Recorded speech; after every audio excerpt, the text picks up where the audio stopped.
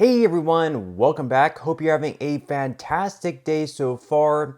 So the House Republicans just called for Social Security cuts in 2025. We'll be going over how. Plus, we're also going to be going over the 7 ways in which the election is going to be decided, which is going to be less than 8 months away between the former president and Donald Trump and the current president and Joe Biden, and why right now things are looking pretty sunny for Donald Trump. But before we go ahead and dive into the main content of today's video, if you wouldn't mind helping me out real quickly by just giving this video a like, that just helps out with the good old YouTube algorithm, and also consider subscribing to my channel if you have not already. Plus, if you would like to receive up to $10,000 in free stocks or $10,000 in free cash, in a pinned comment below, I will be leaving a link to Moomoo. All you have to do is once you click on that link is just sign up for a free account and then deposit at least $100. At that point, Moomoo will be sending you at least 5 free stocks worth all the way up to $10,000. And if you'd really just have the cash, once again, all you have to do is once you receive those free stocks is just sell them for what they're worth and then transfer the cash value right back to your bank account. Okay, so diving right into our lead story of today's video, and that of course is the fact that we are once again on the border of potentially having yet another government shutdown, but they do have a plan in place. So they have this minibus bill that's $1 trillion that they do plan to pass. It looks like they might have the votes to get it through, but of course we are going to have certain representatives and certain senators doing all they can to hold up the bill to make sure that it doesn't pass. But at the end of the day, more than likely they will get it through at the last second in grand congressional fashion. But one of these senators, of course, is Rand Paul, who is vowing to hold up the $1 trillion minibus that must pass by Friday, according to The Hill.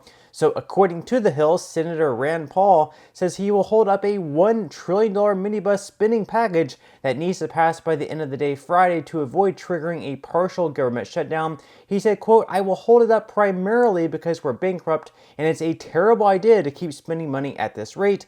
He also said the spending bills before us will lead to $1.5 trillion deficit for the year. We're borrowing about $1 trillion every 3 months. It's an alarming pace of accumulation of debt.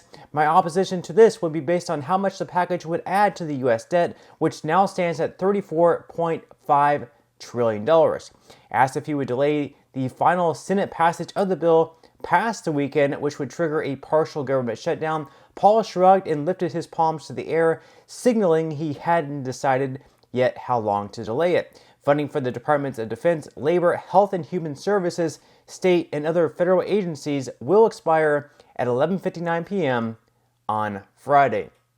So just imagine for a second here that you yourself, you're getting your credit card bills in the mail, and you have, let's say for instance, like $8,000 is your balance, but you don't have the $8,000 in cash to pay that off. So you're only able to make a partial payment. Let's say that you can make $2,000 in payments. So then your balance goes down to $6,000. And then of course you're paying interest at probably a very high rate on the $6,000 balance because you're not able to pay it off in full. Eventually, without being able to pay your balance off in full, eventually you're going to hit your credit limit. Whatever it is with your credit card, let's say it's like $10,000. At that point, Chase, Capital One, Discover, or whoever is eventually going to cut you off. But what exactly does our U.S. government do? Well, they just continue to spend our own money because it's not their money, it's the taxpayers' money. So we don't have like Capital One or Chase cutting us off saying, oh, you can't go over $35 trillion.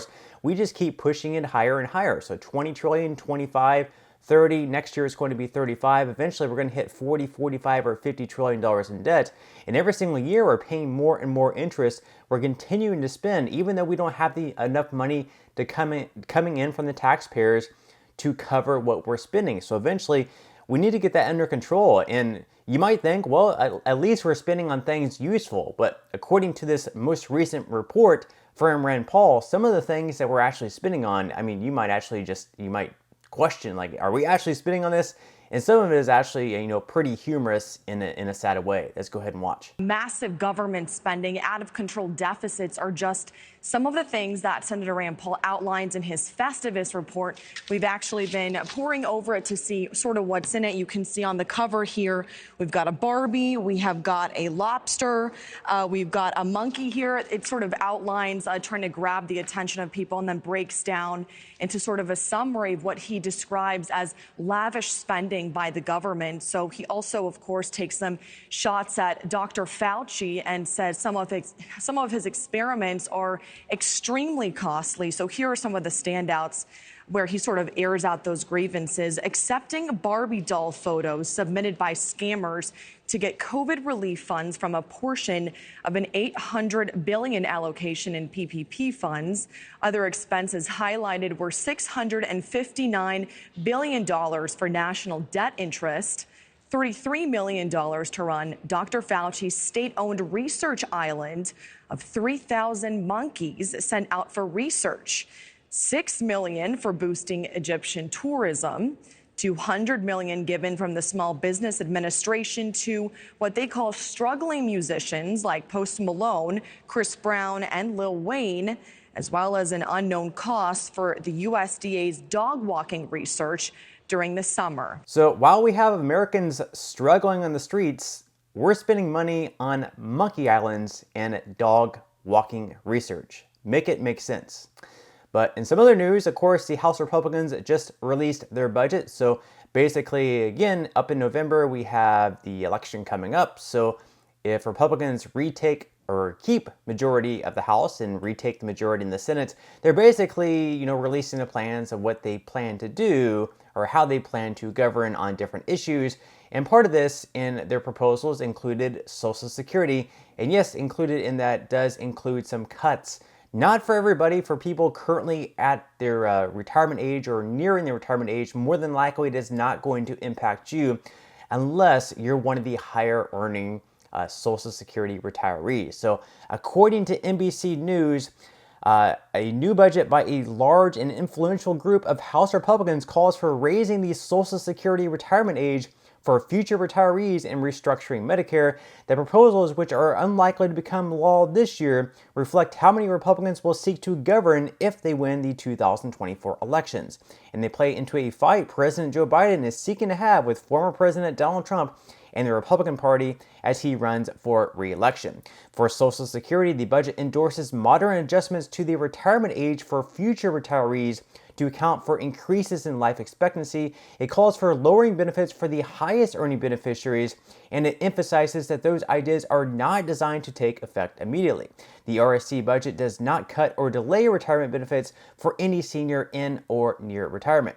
The RSC budget also presents a conundrum for Trump, who has offered shifting rhetoric on Social Security and Medicare without proposing a clear vision for the future of the programs. Notably, the RSC budget presents three possible options to address the projected insolvency of the retirement programs. You can raise taxes, transfer money from the general fund, or reduce spending to cover the shortfall. It rejects the first two options. So basically they're only leaving the option of reducing spending to cover the shortfall. So basically, again, for people currently at the full retirement age or nearing their full retirement age, there's not going to be cuts for you. However, for the younger people, perhaps those under the age of 40, you could see your full retirement age lifted from 77 up to 79 or 80, which of course is going to pretty much be a Social Security cut for you because you're going to have to delay receiving your retirement benefits, which means over your lifetime, you're going to receive 3 years fewer benefits, which of course is unfair. And then also for the higher earning Social Security beneficiaries, whereas right now you can receive close to $5,000 per month. If House Republicans get what they want, you're more than likely going to see that trimmed down by maybe 1,000, possibly even more. That way we can have lower beneficiaries actually receive a little bit more, higher beneficiaries receive a little bit less. And this to me actually makes sense because someone like Jeff Bezos, who would be eligible for the maximum amount for Social Security, probably does not need a Social Security check of $5,000 when he has a net worth of just so much money that he obviously does not need a Social Security benefit. So that I could actually get on board with. The higher earning beneficiaries actually receive less, even though that is a little bit unfair to them because they were paying into the system all the years. But at the end of the day, it is pretty much a social safety net, and higher earners probably do not need an extra $5,000 per month whenever they already have millions of dollars of net worth.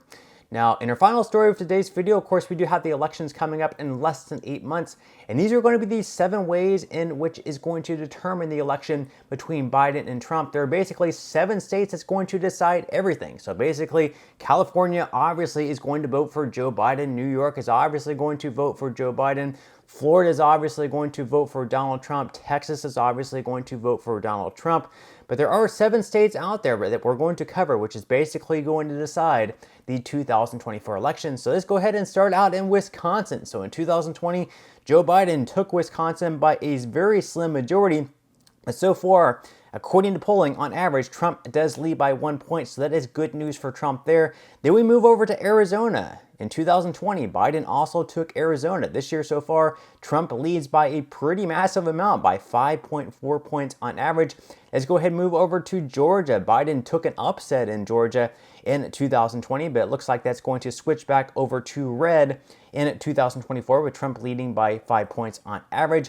Then we move up to Michigan. Michigan is another state that Biden won in 2020, but so far, according to polling, Trump does lead by 3.5 points. In this day in history, back in 2020, Biden was leading in the polling by 4.8 points. So things have really definitely changed. And then in Pennsylvania, Trump right now on average leads by 0.6 points. This is another state that Biden also won back in 2020. North Carolina, Biden is losing that one also to Trump. Trump is leading by 5 points. This is a state that Trump won back in 2020. So it looks like Trump is going to keep that state. And then finally, we have Nevada. This is another state that Biden won back in 2020. And so far, once again, Trump is leading by 4.3 points. So Trump, right now, if the polling sticks and the polling is real, which, over the past few years, it's actually looked like the states, Trump has actually outperformed his polling. And Trump is really doing well in this polling. So if he outperforms the polling, it looks like it could be an absolute landslide in 2024. Of course, we will have to see, though. We do have 8 months left to go. But let me know your predictions and thoughts in the comment section below. Do you think that Joe Biden is going to win re-election, or do you think that Donald Trump is going to win once again in 2024? Leave your predictions below. But that's all we have for today's video. I certainly hope that you enjoyed and found value out of it. If you did, again, I would greatly appreciate it if you could give this video a like. Consider subscribing to my channel if you have not already. And I will see you in the next video.